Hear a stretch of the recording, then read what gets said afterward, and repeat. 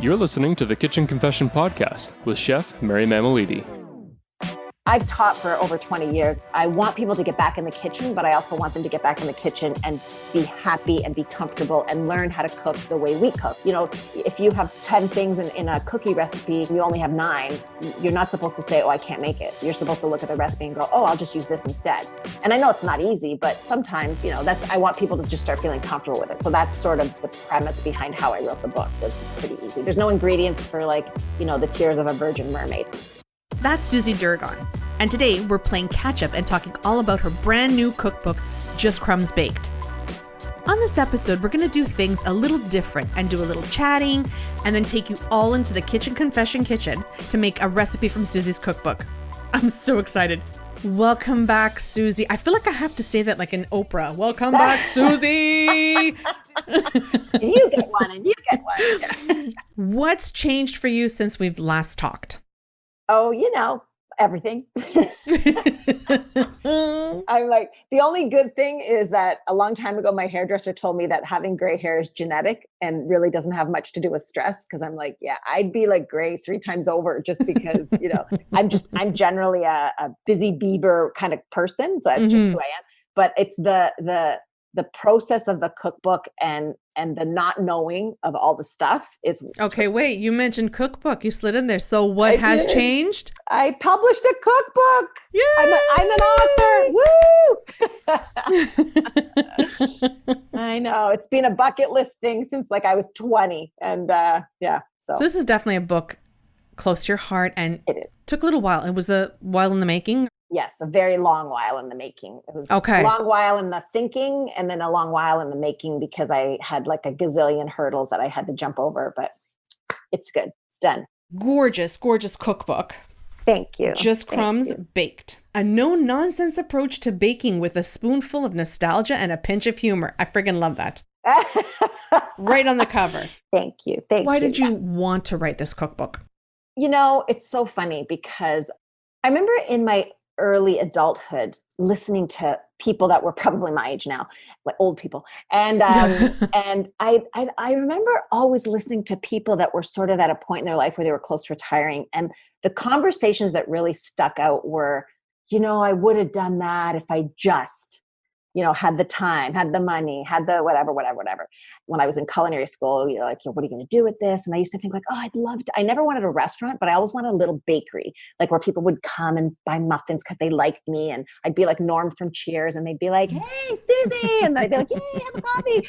And so I remember talking to someone and she was like, oh, I would have had a bakery if. And she just used all these excuses. And for some weird reason that really connected with me because I thought, God forbid something happens to me today. I want to die happy. I don't want to be a truck hits me and I'm dying. I'm bleeding out on the road and I'm like, I should have gone skydiving. I can't believe I never did that.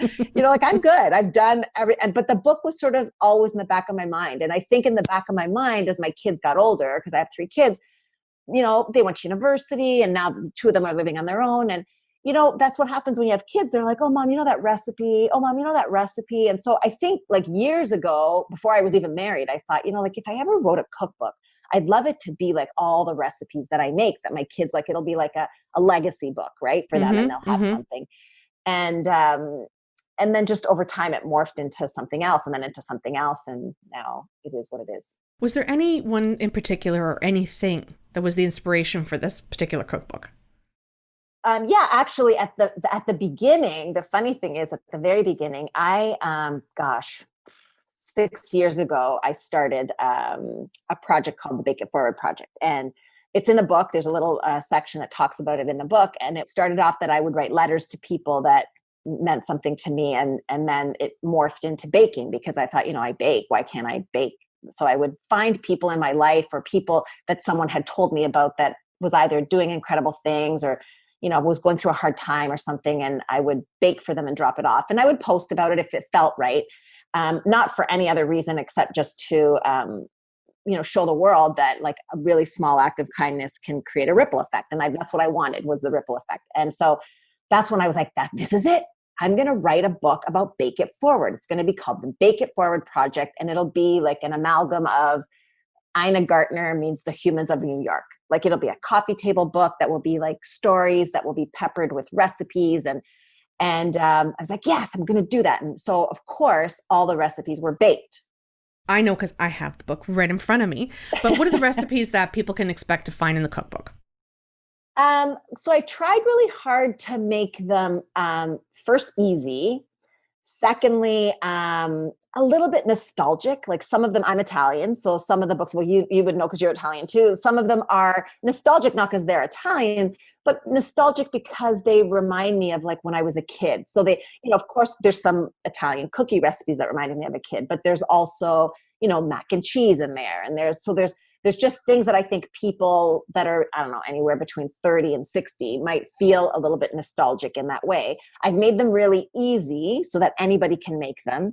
And I've offered a lot of sort of like change ups in the recipe. So there's parts at the bottom of most recipes that are called crumbles. And they either give you tips on what to do with, like, let's say you have leftover macaroni and cheese, this is what you can do with it.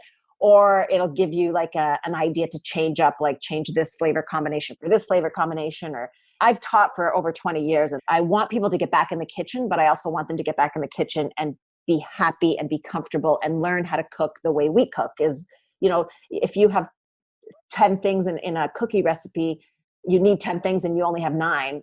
You're not supposed to say, oh, I can't make it. You're supposed to look at the recipe and go, oh, I'll just use this instead.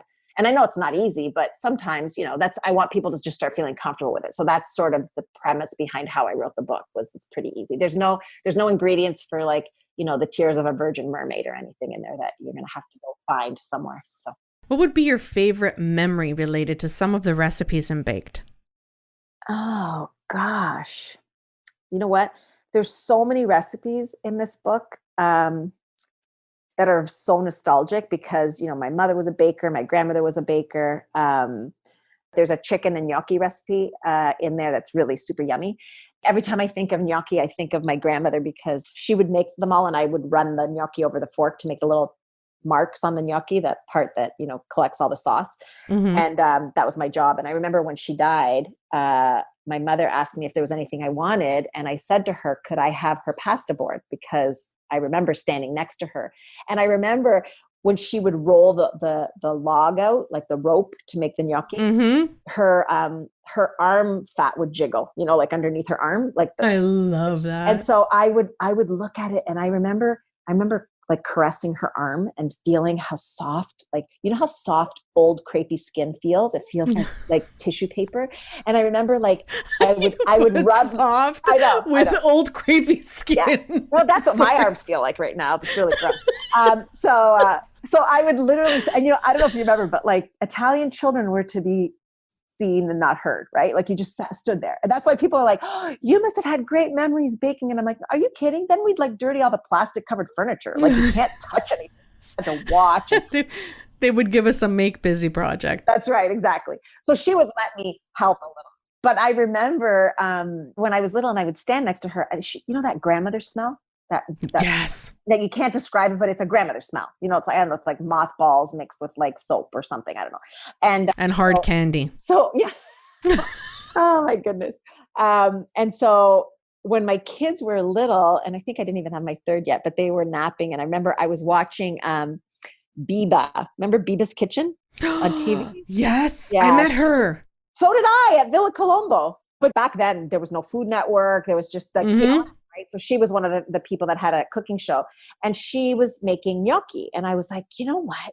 It was like that really odd moment where the stars align and your kids have a nap at the same time. And so I was like, oh, you know what? I'm going to make this now. And I remember taking the board out and putting it on the kitchen table and making it.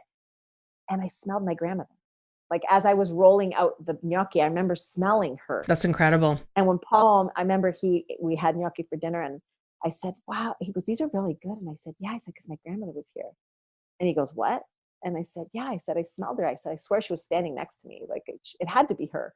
So, I mean, those feelings of, nostalgia are, and I'm getting that from people now that have the book that are baking that are like, like there's a pineapple upside down cake that people are like, oh, like my mom used to make that. Mm-hmm. And so it's good. I feel like that's kind of bringing back memories for people. So. Oh, I love it. I do want to talk about some of the recipes in the book and I want you to walk me through one. because I would love to try this in my kitchen and have you cook with me. Oh, yay. Okay. Okay, the one I have in front of me is Black Bean Brownie Bites. So this one I actually started making because one of my good friends has celiac and had it before anybody knew what gluten-free was. And I remember he was getting sick and we thought he had cancer, and it's like 20 years ago. And he said, oh yeah, we just found out what's wrong. And I said, what's wrong? And he goes, I'm allergic to gluten. And because there's no flour in it, and a lot of gluten-free stuff has just like gluten-free flour, which is a bit of a pet peeve for me because all gluten-free flours work differently. And so you can't just have a recipe that says gluten-free flour because your gluten-free flour will be different than my gluten-free flour. Exactly. So this one, the base is a can of black beans. So it's not only, it's very fudgy like because it's because of the texture, but they're also high in protein. So I tell the kids you can eat as many of these for breakfast as you want. I'm Miriam Amelidi, and you're listening to the Kitchen Confession Podcast. Today, I'm talking with Suzie Durigon, and we're going to run down to the kitchen to try out the Black Bean Brownie Bites from her new cookbook, Just Crumbs Baked. Okay, let's try this out, Suzie. What do we need? So these are, you can make these in a brownie in like an 8-inch square pan if you like, but I usually make them in little mini muffin tins because they actually look like those 2-bite brownies. Love it. Okay. Preheat oven to 350 degrees Fahrenheit. Everything happens in the bowl of the food processor. So all you do is you have a can of black beans, so 19 ounces, a regular can, drain them, rinse them, and then throw them in, and you puree them just so that they break down a little bit. Then you can add melted coconut oil. You can also use melted butter, 1/3 cup melted butter, and then you process it again. Okay, Google, convert 398 milliliters to ounces. 398 milliliters is equal to 13.458 fluid ounces. We do not have a food processor. I broke mine a while back, haven't replaced it, so I'm going to use my Vitamix. Now let's give this a little whirl. All right, so if you're using a blender, a high-powered blender to do this, keep scraping it down the sides. What I'm noticing is it's not pulling it as well as it would in a food processor.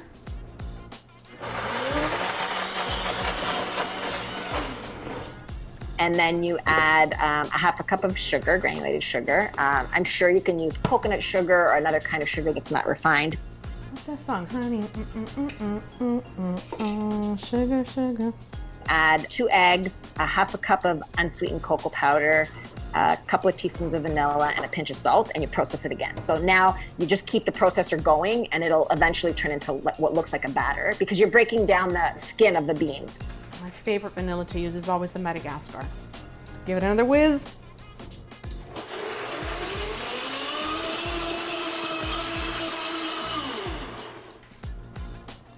Oh yeah, it's got like this, it's like a velvety, smooth finish to it. Yeah, and then you add the chocolate chips and the walnuts and pulse one last time. And then you just literally spoon the batter evenly into all the little muffin tins and you bake them for 20 minutes and they're done. So I'm using Ghirardelli. They're semi-sweet chocolate chips for this. Ghirardelli their chips are phenomenal. I use them in all my baking. So what I also do is if I know that I'm not going to use all the nuts, because they go rancid so quickly, I put them in a Ziploc bag and I put them in the freezer. And what do you know? I got walnuts. I'm just going to give it a little mix, and then we're going to spray our pan, and we're ready to rock and roll. How old is that saying? Rock and roll. Okay, so what this looks like. 24 little muffin cups are filled. They are not exactly flush with the pan, so they're just kind of peeking out on top. And we're gonna pop these in the oven. I think Suzie said 20 minutes. See you little guys in 20 minutes. Time to clean up. Also, the beauty about using the Vitamix versus a food processor, the Vitamix cleans itself. So all you have to do, give it a rinse, fill it halfway with water, a couple of pumps of dish soap, and they have a setting on there that will rinse the Vitamix. There it is. Timer's up. Take these out. Gosh, they smell incredible. I don't think I can wait for it to cool down. Taking one out. Oh, these are so good. Chocolatey, chewy. You got the little crisp edge on the outside. And the good thing about this recipe is, when people come over, like I always think when people visit you, it's so nice to have like a little homemade treat. And sometimes it's just ice cream or whatever. But I'll take a couple of these out of the freezer. I'll put them in the microwave, and when they're warm, they get like really fudgy. So I'll just defrost them in the microwave, and then I'll take like a little shot glass and like sort of break one apart, put it at the bottom of the shot glass. Spoon like a strawberry jam, or if you have caramel sauce in your fridge or whatever you have, and then put a scoop of ice cream on top. And it's like such a great little treat for someone, just kind of a couple of bites of yummy goodness, and it's just good to have them. Love it. Thank you, Suzie. These are fantastic. If you're looking for them, Black Bean Brownie Bites on page 76. Page 76, yes. I wanted to kind of dig into the publishing of it. Yes. Why did you choose to self-publish? Like, did you try to go to the traditional route first? I did. And I'm going to tell you something. Okay. I'm trying to think of a good analogy. I'm a pretty good analogist. Is that a word? I don't even know. I'll take it. I'm thinking like if it was 1985 and you and your 5 closest friends went and got Farrah Fawcett haircuts, and then Vidal Sassoon came to your school and the 5 of you were sitting there and he picked like your one friend and said, your hair's magnificent. Like you'd be sitting there going, okay, what about me? What about me? Tell me, because you're like the hair person. I want to know. And so that's kind of how you feel in the world of publishing. And of course I wanted a publisher to want to publish my book. I think it's just, whether you want to use a publisher or not, it quantifies what you do, right? It means somebody out in the world says, that's a great idea. I think you should do that. And we're going to help you. And so I sent it out to a few, not a lot. And I know that's probably my fault, that maybe if I would have kept sending them out, I might have gotten a bite from someone. But putting the shoe on the other foot, I understand, because publishers, they take a chance sometimes with people that they're not sure of. A lot of times I think that they take chances on people and the books don't do well. But I remember speaking to a publisher at one of the big publishing houses here. And I just said, I know that you must hear this from everybody, but I really have a great audience. I do have a good audience. And my audience, I've done a lot of work with the people that follow me, and they know that if I don't post some really good frugal cooking tips or hacks in the kitchen, I feel bad, because I feel like I've got all these people that are here and they're waiting for me to teach them something. And I went a whole day without teaching them anything. So I feel like we've made this connection online, me and 11,000 other people. So to me, there's a formula in terms of how many books you would sell to your audience. And I think it's 2%, which would mean, I've already sold 500 books and it's been less than a month. And so people, I feel like my audience are so great. They're so... Congratulations on that, by the way. Thank you. And the thing is, to some people out there who may have had a publisher publish their book, it's piddlings. It's really nothing compared to what a publisher can do. But I've done this completely by myself. So where if you had a publisher, I've spoken to some friends of mine who've been published and they're like, oh, thank goodness the hard part's over. And I'm like, wait, you thought the baking was the hard part? Sorry, no. This is the hard part, because I'm a chef. I know how to bake. I know how to do recipe development. It's what I've done for a long time. But now I'm looking at warehousing and storage and shipping and inserting URLs and setting up my Amazon account and figuring out how to use a Shopify account and how do I do point of sale and what do pop-ups look like and how many times can you rewrite a press release because you're in the middle of a pandemic? All those things that I'm learning now that I'm I don't even know how to do all these things. So Google's been my friend. For someone who is thinking of self-publishing, yes, are there any tips or advice you would give someone? Yes. So, 2 months ago, I would have said, don't publish a book during a pandemic. Because, it seems like people talk about pivoting their businesses. And I'm I feel like I pivot every 3 minutes. I don't know. It's oh, I should do this. Oh, I should do that. Oh, I should do this. I think that's the word of 2020 is pivot. Oh, pivot. I know. I actually makes me throw up in my mouth a little bit every time I hear it. It's oh, I hate that word. But I feel like what I would say is don't give up. remember what is owned by you to create traction and traffic for people to see the book. So like, for example, yeah, Instagram's great, but I don't own Instagram. Like I don't own my Instagram account. I own my website. So while I was waiting for all the books to be printed, I had, I think 1,200 people a month would visit my blog. And by I think March 20th or 30th, I had 8,200 people visiting my blog. Mm-hmm. So I just worked really hard to drive traffic back to the blog so that my subscription base got higher. And I wanted that because, hopefully when things return to semi-normal, whatever that's going to look like, and I can maybe start doing pop-ups. Now I have a 600 email list of 600 people that I can email and let them know. And so I think that's the first thing I would say is know who your audience is and keep them close, because those are the people that are going to buy your book. And, just start talking to people. Like, I think there's a lot of really smart people out there. And like I spoke to Julie. She wrote a book called Dirty Food. I reached out to her because I heard that she said she'd written 11 books, and this was the first time she didn't use a publisher, and she'll never use a publisher again, which makes sense because if you use a publisher, they do all the work for you and they can sell a lot of books for you.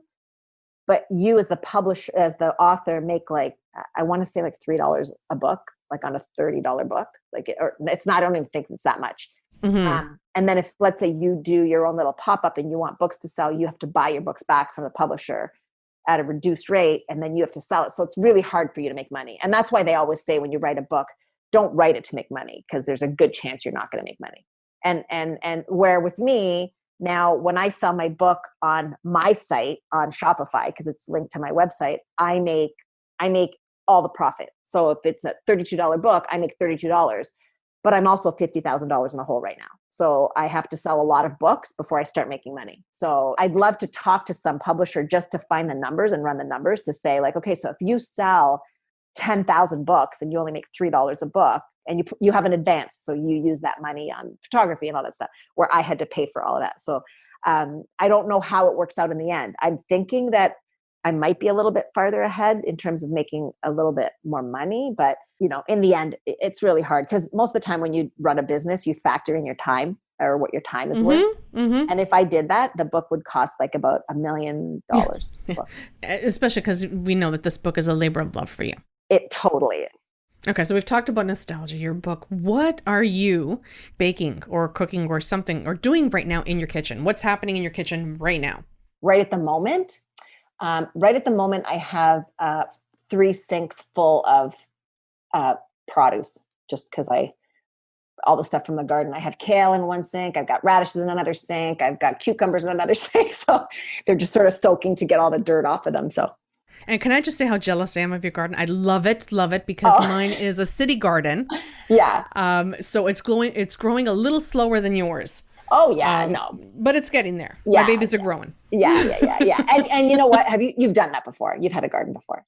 I have, but I add something new and learn something every single year. Yeah, it's great. It is really a learning thing. Learning more than in a different way than we're used to learning, right? Because you just have to learn by doing, right? Yeah. For the most part, I have my dad who will teach me certain things that have been amazing, right? In the garden, things like, like I do the eggshells underneath the tomatoes. I've done that forever. I actually told him that, but then he'll teach me other things. Like I grew cabbage. I grow a couple of cabbage every year, and you have to literally wait for the snow to fall, like the first snowfall, and then it becomes sweet. But if you pick it, it's still fine, but it doesn't have that sweet cabbage taste. So yeah, you do over time, and you learn what works and what doesn't work, and what grows and what doesn't grow. And What is your kitchen confession, Suzie?